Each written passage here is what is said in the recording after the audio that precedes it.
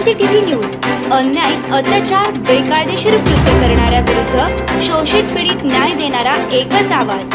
Shivkranti TV Dinbandhu news संपादक सत्यशोधक शंकरराव लिंगे 73 87 37 78 0। सर्वांना नमस्कार। भारतीय मजदूर संघ जिल्हा सोलापूर याच्या वतीने 17 ऑगस्ट 2026 रोजी सोलापूर जिल्हाधिकारी कार्यालयासमोर आंदोलन करण्यात येणार आहे। तरी या पार्श्वभूमीवर आजची ही आपली पत्रकार परिषद आहे। या पत्रकार परिषदेस उपस्थित आहे भारतीय मजदूर संघाचे प्रदेशाचे अध्यक्ष माननीय श्री सुधांशुजी रानडे साहेब, त्याचबरोबर भारतीय मजदूर संघ विभागाचे सहसंघटक माननीय श्री नरहरी मुळे साहेब, आपल्या भारतीय मजदूर संघ सोलापूर जिल्ह्याचे अध्यक्ष श्री नंदकुमार भोसले साहेब, तसेच निवृत्त वीज कामगार संघाचे राज्याचे सचिव माननीय श्री यशवंत बुराडे साहेब, तसेच आपल्या भारतीय मजदूर संघ सोलापूर जिल्ह्याचे कार्यालय मंत्री शरणप्पा कडगंजी साहेब आणि भारतीय मजदूर संघ सोलापूर जिल्ह्यातर्फे जिल्हा कार्याध्यक्ष म्हणून वसंत पोद्दार, आपले सर्व पत्रकार संघाचे माननीय पदाधिकारी व पत्रकारांचे या ठिकाणी स्वागत करतो।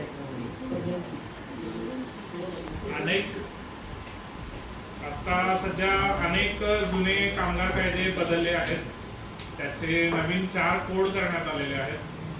त्या कोडचे भारतीय मजदूर संघाने स्वागत केले, त्याचबरोबर त्यात काही सुधारणा आहेत या देखील भारतीय मजदूर संघाने मांडलेल्या आहेत। त्या सुधारणा करण्यासाठी वारंवार भारतीय मजदूर संघ आग्रही आहे, सरकारला विनंती आणि आपल्या सगळ्या सूचना देत आहे।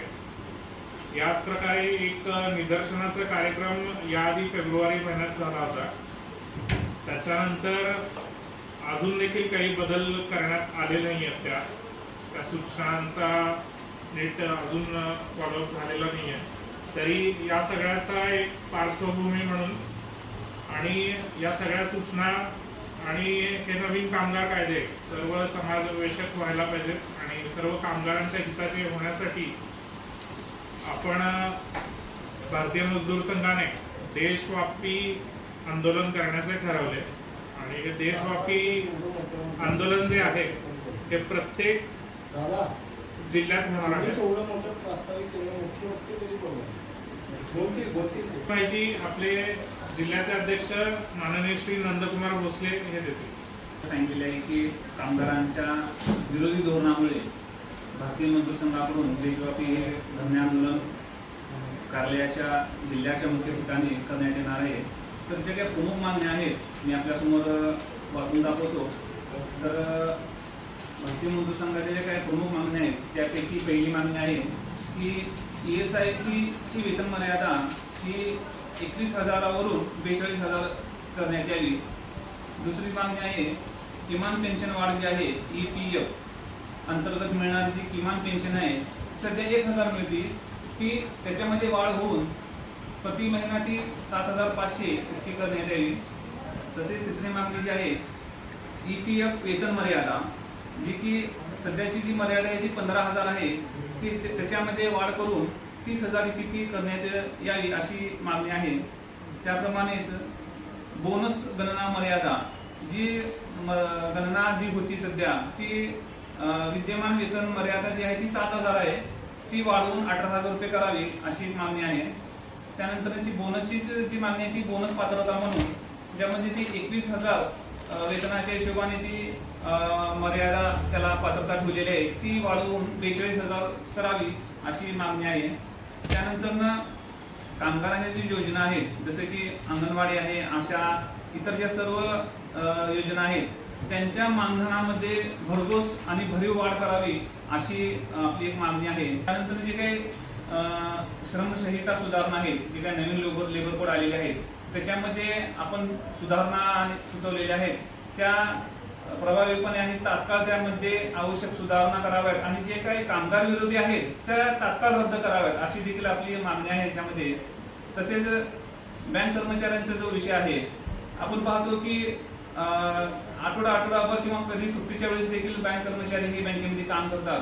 8 तासाचा जरी विषय असला तर प्रत्यक्षात 12-14 तास त्यांना काम करावं लागतो. तर त्या अनुषंगाने आपली मागणी आहे की त्यांना देखील शासनाच्या धोरणाप्रमाणे की 5 दिवसाचा त्यांचा आठवडा करावा आणि त्यांना तो एक न्याय मिळून शासनाने त्यासाठी प्रयत्न करावेत अशी आपली मागणी आहे.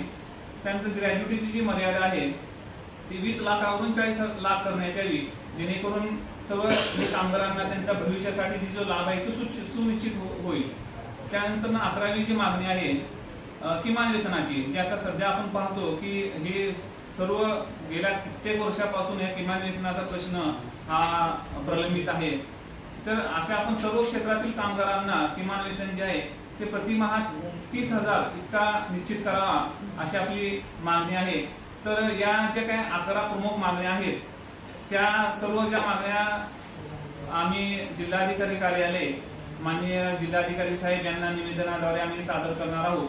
तर घेऊन आम्ही दिनांक 17 ऑगस्ट 2026 रोजी दुपारी 12 ते 2 या वेळेमध्ये धरणे आंदोलन करण्याचा कार्यक्रम आम्ही निश्चित केलेला आहे. तर या संबंधीची पत्रकार परिषद आपण घेतलेली आहे. तर माननीय पत्रकार बंधूंना याबाबत काही प्रश्न असतील तर त्यांनी नक्कीच विचारावे.